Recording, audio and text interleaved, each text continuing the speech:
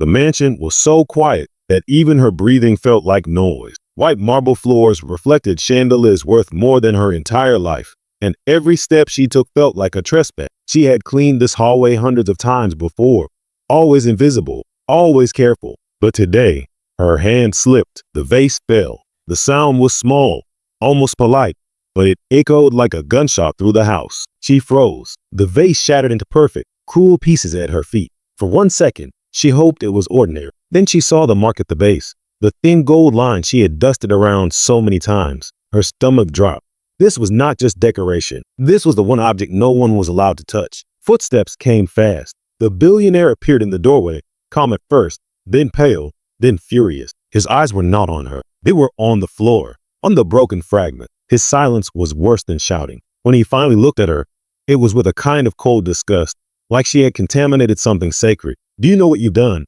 he asked quietly. The words landed heavier than screams. He ordered her to kneel, to pick up every piece with her bare hands, while he watched. Each shard cut her skin, blood mixed with porcelain. He didn't stop her. He didn't help. He wanted her to feel it. As she reached for the largest piece, she noticed something no one else could see. Inside the vase wall, hidden beneath the glaze, was an engraving, a date, a name, not his. Her breath caught. This vase wasn't valuable because it was rare. It was valuable because it remembered something he was desperate to erase. When he finally spoke again, his voice shook. "This isn't about money," he said. And in that moment, she realized the mistake she made wasn't breaking the vase. It was uncovering a past that should have stayed buried, and a secret that would now refuse silence forever. Consequences were already moving toward her, unseen, unstoppable, and cruel. Tonight, by the time the sun rose, the cuts on her hands had dried into thin red lines, stiff and aching. She wrapped them in cloth before putting on her uniform, the same faded gray she had worn for years. This job was not just work.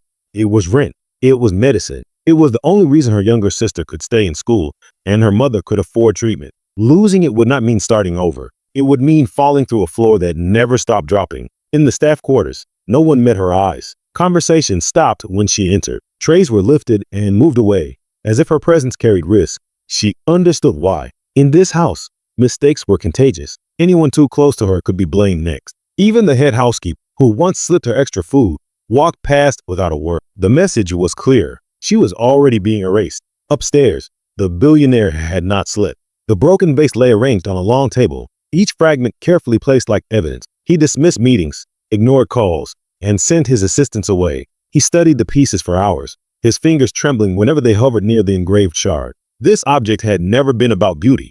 It was a reminder of a choice he made long ago, one that cost someone else everything and gave him the life he lived now. When he finally summoned her, his tone was polite, almost gentle, which frightened her more than shouting. He asked where she came from, how long she had worked here, who depended on her paycheck. The questions felt wrong, too personal, too precise. He wasn't gathering facts. He was measuring damage. That afternoon, her access card stopped working. Security followed her silently as she cleaned. A notice appeared on the staff board, unsigned, reminding everyone of the cost of carelessness. She felt smaller with every passing hour, as if the house itself was pressing down on her. She told herself to endure, to stay quiet, to survive one more day. But deep inside, she sensed something shifting. The vase had cracked more than porcelain. It had cracked his control. And people like him never punished accident. They punished reminders. She was told to dispose of the remaining shards herself. No witness, no help. In the quiet storage room, she laid the fragments out on a cloth, hands shaking despite her effort to stay calm. As she lifted one curved piece, something slid free and landed softly against her wrist. It was thin, folded, sealed into the wall of the vase itself. Her breath caught.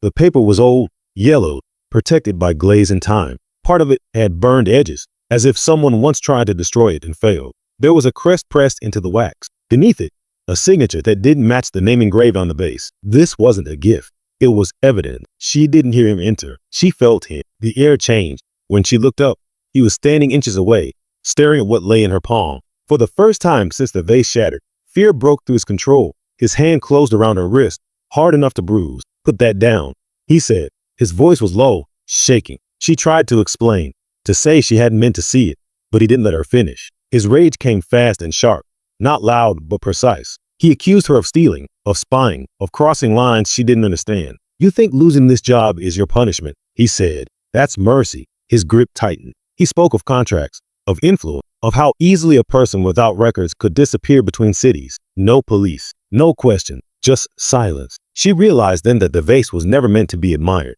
It was meant to hide the last proof of something illegal, something powerful people agreed to forget. And now it was broken, and she had touched what was never meant to be seen. When he finally released her, he smiled, thin and cold. "You'll stay," he said. "You'll finish your work. And if a single word leaves this room, your life will end where it began." Invisible. As he walked away, she closed her fist around the fragment he hadn't noticed slip into her sleeve, knowing fear had already chosen her fate. Every step she took after that felt borrowed, every breath measured, because survival now depended on silence, memory, patience, timing, and deciding when terror would finally harden into something dangerous enough to fight back against him alone inside. The next morning, she was called into his study. Sunlight spilled across leather shelves and framed portraits, as if warmth could soften what waited. He did not raise his voice. He offered tea. He spoke slowly, choosing kindness like a costume. He said accidents happen. He said loyalty matters more than perfection. He said he believed in second chances. Each sentence landed with a quiet threat, wrapped in calm. Then he named the price. Forget what you saw. Forget what you felt. Forget the paper, the name, the date. In return, your job remains. Your family remains fed. Your future remains untouched. He slid an envelope across the desk. Inside was money equal to months of wages. Not payment, he said.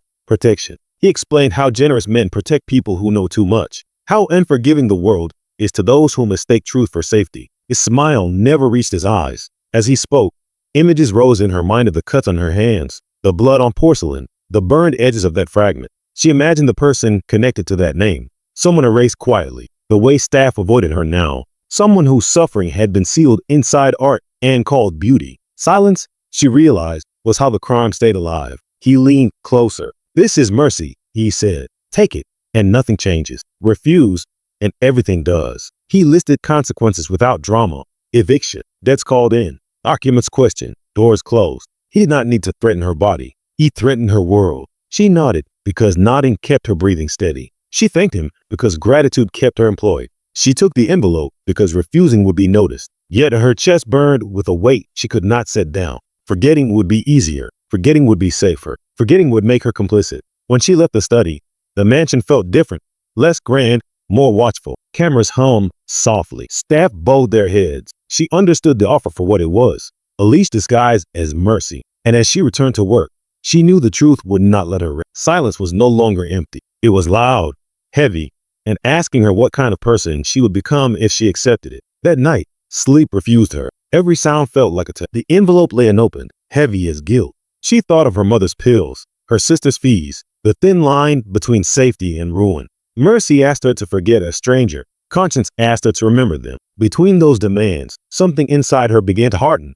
quietly deciding that survival alone would no longer be enough. Tomorrow would force her to choose guidance or mercy. At first, the signs were small enough to ignore. A name crossed out on an old staff ledger. A security badge returned without explanation. A room left untouched for weeks, as if its occupant had simply evaporated. She told herself every large house had turnover. Every powerful man had secrets. But once she started noticing, the patterns refused to stay quiet. In the basement archive, she found personnel files reordered, dates altered, signatures overwritten. The same name appeared twice under different roles, then vanished completely. It matched the name etched inside the vase. Her pulse quickened. This was not one mistake. It was a system. People entered this world and were rewritten until they no longer existed. She watched the billionaire differently now. How he never said names out loud. How he corrected others when they did. How he praised loyalty more than honesty. She saw fear hiding behind his control, not of exposure, but of memory. The vase had been his final attempt to lock the past away, sealed in silence.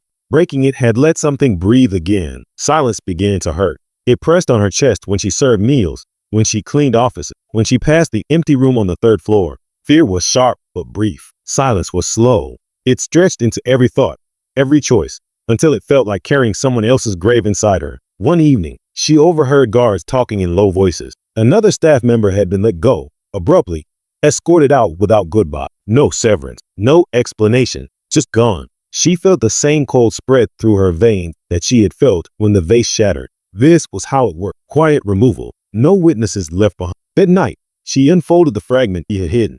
Under dim light, more words emerged, pressed faintly into the paper. A date, a transfer, a signature that matched one of the altered files. Proof. Not enough to win, but enough to expose a wound he had spent years burying. Her fear shifted. It was no longer about losing her job. It was about becoming part of the machinery that erased people. She thought of the envelope still unopened. Protection, he had called it. She saw it now for what it was, a payment for forgetting. As dawn crept in, she made a quiet decision. Silence had already cost others everything. If she stayed quiet, it would cost her something too. Not her life yet. Something worse, her ability to live with herself. And once that was gone, there would be nothing left for him to threaten. The truth did not arrive all at once. It surfaced in fragments, the same way the vase had broken, piece by piece. In the lowest level of the mansion, beneath polished marble and silent wealth, she discovered locked cabinets no one cleaned. Inside were contracts stamped void. Bank transfers were routed through shell companies, and letters that ended mid-sentence. One name appeared everywhere, then stopped. The same name from the vase. Years ago, the billionaire had not inherited his empire. He had taken it. A partner, once equal, had questioned the deal that siphoned pensions, savings, and futures from thousands. That partner tried to stop it. The documents showed forged signature, falsified audits, and a final agreement signed while the man was already dead on paper. Officially vanished, unofficially erased. She followed the trail outward. Property seized after quiet defaults. Employees blamed for crimes they did not commit. Families forced into debt, illness, exile. One letter described a wife begging for answers. Another mentioned a child removed from records entirely. The wealth above her feet had been built by crushing lives until they disappeared cleanly. The vase had hidden the last original proof, the partner's signature, unaltered, a date before the fraud was complete. That was why it mattered. That was why it terrified him. It was the one object he could not destroy without admitting it existed. As understanding settled in, she felt watched. Cameras shifted. Security lingered longer. Questions returned, casual but sharp. He noticed her pauses, her glances, her care with paper. His mercy was expiring. She realized this crime was not finished. It was ongoing. Every erased name made room for another. Every silent witness made it easier. And now she was inside it, standing on floors paid for with stolen years and stolen breath. The weight of it pressed down hard. This was no longer about right or wrong. It was about whether truth survived at all. She carried proof that could end him, and that made her the most dangerous thing in his house. He had built routines to detect disobedience. Logs were checked, movements tracked. He rewarded obedience with comfort and punished curiosity with isolation. She remembered every missing face and understood why fear ruled this place. Power here did not shout. It whispered, waited, and closed slowly. If she moved too fast, she would vanish. If she moved too slow, others would. The crime beneath the floors demanded silence from everyone standing on it, and now it was demanding her decision. When she finally looked up from the files, the cabinet door creaked behind her. Footsteps stopped just outside. A shadow blocked the light. In that instant, she knew he had felt the shift. The past was no longer buried. It was standing, breathing, and about to demand a price. Everything she had learned pointed to one truth. Walking away would save her today, but staying silent would destroy someone tomorrow. And that knowledge would never release her from its grip forever. Power moved quietly before it struck. The next morning, her locker was empty, her name removed from the shift board as if it had never been there. Security stopped escorting her and started watching her. When she asked for clarification, she was told there was an investigation. No details, no timeline. By noon, her bank card declined. A call to her landlord went unanswered. At the pharmacy, her mother's prescription was suddenly no longer approved. Each door closed without explanation, clean and coordinated. He wasn't attacking her directly. He was shrinking her world. Rumors followed her through the house, whispered that she had stolen, that she had accessed restricted files, that she was unstable. Staff who once nodded now stepped aside. One warned her quietly to leave before things got worse, then avoided her eyes. Protection, she realized, had been revoked. That evening, police arrived, polite, apologetic. They asked her to come in for routine questions. Someone had reported missing documents. Someone had named her. She understood the design immediately, framed the invisible. The billionaire did not need to lie loudly. He only needed to be believed. In the interrogation room, the contrast felt unbearable. Outside, his towers glowed across the skyline. Inside, she sat under flickering light, answering questions about records she knew too well. She told the truth carefully, aware that truth without power sounded like fiction. Hours passed. They released her, but not before warning her to remain available. Her name was now logged. When she returned to the mansion, her room was sealed, her belongings boxed. A termination letter waited, citing breach of trust. No severance, no appeal, just silence, official and final. She stood on the gravel drive holding her life in two bags while his cars passed without slowing. Fear finally caught up to her, not sharp, but crushing. She had no income, no home, no allies. He had lawyers, police, systems that bent when he leaned. Justice felt distant, almost childish. The world rewarded men like him for surviving their crime. That night, she slept on a bus bench, clutching the fragment hidden against her skin. Above her, the city moved on, indifferent. Somewhere behind glass and guards, he was deciding how far to go. She understood now that exposure had a cost, and power always collected. As dawn approached, she faced the question he had forced on her: disappear quietly, or risk everything by refusing to let him decide who deserved to exist. She replayed every warning, every offer of mercy that had really been a countdown. He expected her to break, to beg, to trade truth for safety. What he could not see was the quiet resolve forming beneath the fear. Even alone, even hunted, she still carried something he could not erase. The proof was small, fragile, and burning against her skin, and it was waiting for the moment when running would end and standing would begin. Soon, the choice demanded action, not patience, and there would be no return. She didn't go to the police. Not yet. She chose a smaller door, one he had forgotten to seal. From a public library computer, she sent an anonymous packet to a financial journalist known for chasing dead stories. No accusation, just copies, a signature, a date, enough to ask questions. The article didn't name him at first. It didn't need to. It described a vanished partner, a suspicious merger, money rooted days before a death officially recorded as an absent. The comments exploded. Old employees came forward with fragments. A widow recognized. A regulator reopened a dormant file. Inside his towers, screens flickered. Advisors spoke in careful tones. He smiled for cameras, but his hands shook when doors closed. The vase fragments were removed from the table. Shredders ran late. For the first time, he reacted instead of controlled. The story grew legs he couldn't cut. A bank froze a minor account pending review. A board member asked for explanations in writing. A charity quietly removed his name. These were small things, reversible, but they were cracks, and cracks spread. She watched from borrowed couches and late-night cafes, heart racing with every up. Fear didn't leave her. It sharpened. Exposure had not saved her. It had changed the terrain. He was no longer hunting in silence. He was being watched. He summoned favors and found delays. He called editors and heard caution. Power still wrapped him, but it no longer moved instantly. When reporters asked about the old partner, his answer came half a second later. Cameras caught it. The pause mattered. Then came the call she didn't expect. The journalist wanted more proof of intent. Proof the death wasn't an accident of paperwork. She hid some of it, but releasing everything now could burn her and the truth together. Online, threads resurfaced linking donations to shell firms and firms to regulators who once looked away. A former clerk leaked emails, cautious but angry. Each post tightened the net, slow and visible. He issued statements, hired voices, promised audits. None of it closed the question. The tension, once focused, refused to blink. For the first time, wealth could not buy forgetfulness, only time, and time was bleeding. Every minute magnified risk for everyone watching closely now, without looking away anymore. That night, she stood between two futures, one where she vanished again, satisfied she had caused a tremor, another where she stepped fully into the light, knowing he would strike harder. The empire had cracked, not fallen, and in that narrow space, where power wavered and courage demanded payment, she had to decide how much of herself she was willing to spend to finish what she had started. When the hearings began, his name finally stood alone without protection. Documents were read aloud, signatures compared, timelines aligned. What had once sounded like rumor hardened into fact. The vanished partner was named. His objections entered into record. His erasure traced step by step through money and influence. Families were invited to speak.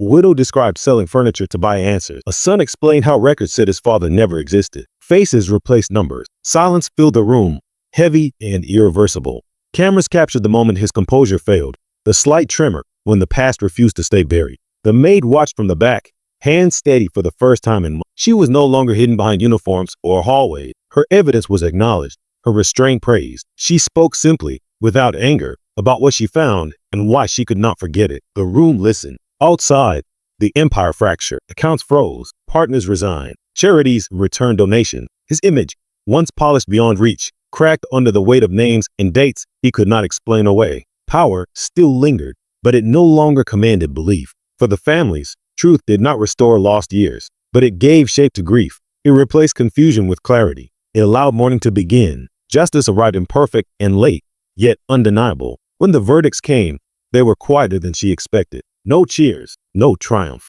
just a deep exhale shared by strangers who finally felt seen. She walked out into daylight changed, not richer, not protected, but visible. Her courage had shifted the story center. She was no longer the maid who broke a vase. She was the reason a crime could no longer hide behind marble, money, and silence. And that truth settled, solid and earned, where fear once lived. forever after. The sentence did not echo. It arrived softly, like dust settling after a collapse. Assets seized, boards dissolved. A man once untouchable escorted through doors he never imagined you. No cheers followed him, only the sound of steps he could not buy away. The power he built by erasing others finally erased itself. The maid did not watch from screens. She stood outside, feeling the air move freely again. Her life did not transform overnight.